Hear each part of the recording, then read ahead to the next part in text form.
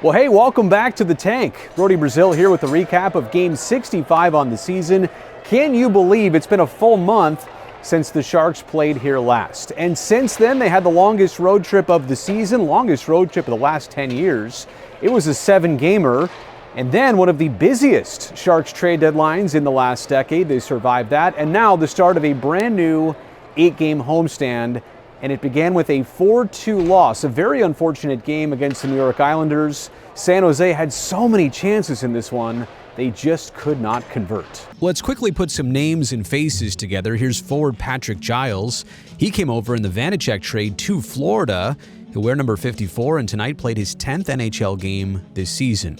And then the big 6'7" defenseman Vincent Desharnais, he was acquired from Pittsburgh for a 5th-round draft pick by San Jose. He actually started this season in Vancouver, but now closing it out wearing teal. For tonight's big takeaway, we should probably center around the human element inside the San Jose dressing room. And what a last couple days it's been. Obviously getting back home from that lengthy road trip, but then also going through the trade deadline, which, as we said, was busy, but it also sent away a lot of Sharks teammates and friends from inside the organization.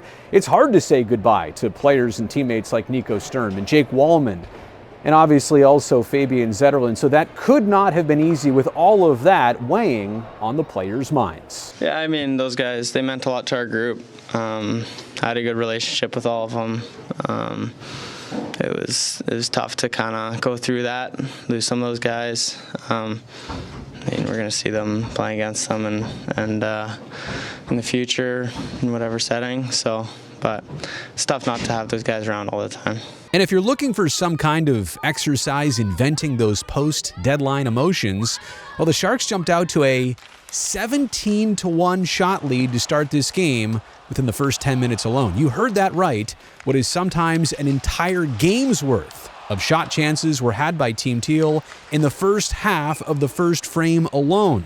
They definitely put their best effort forward right out of the gate, but unfortunately no goals to show for it. And then the Islanders score on their very first power play of the game, and what was only their second shot of this game.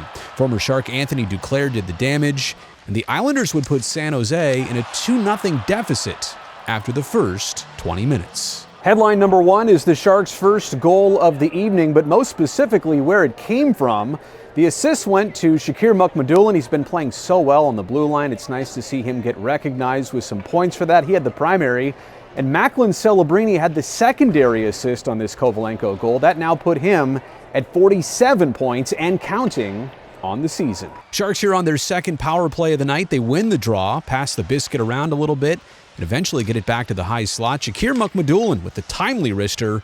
It found traffic, and apparently the stick blade of Nikolai Kovalenko credited with the goal. At this point, more than half the night to go, and the Sharks down by just one. It felt like they could have been up 5-1 at this point, but they'll take just being back in the game. Headline number two is the final 20 minutes of this game in a third period where the Islanders went in with only a 1-goal lead, the slimmest of margins, but then they scored the next two.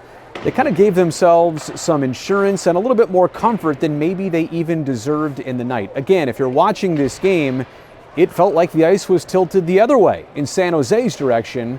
But this is how the Islanders kind of took it away. Kind of an unfortunate tandem of goals here right off the Islanders' ozone faceoff. Anders Lee, the winger, benefiting from that 50-50 puck and draw, just finding him, but what a move to spin and shoot and score. Georgiev did not even have a great chance trying to stop that shot.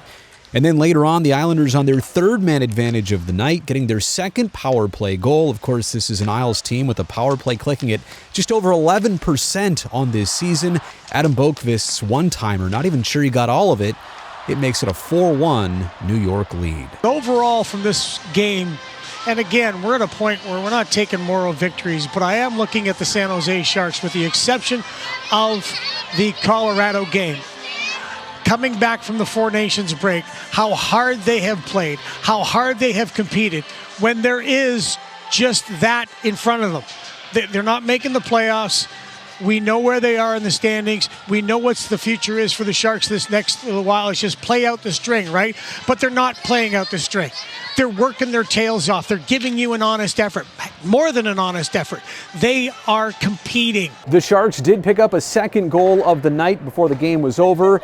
It goes to Will Smith. The Sharks were on the power play. They also had the extra attacker with Georgiev pulled. For Smith now 12 goals on the season, and the primary helper went to Macklin Celebrini, so 48 points and counting on this season. A multi-point night for Mac, but obviously nobody too thrilled about that with this loss, and just the frustration factor of, again, how it happened. This game could have very easily been a 4-2 Sharks win with all the chances they had. Definitely falls into the competitive loss category, but that's something they probably deserved better than in this game.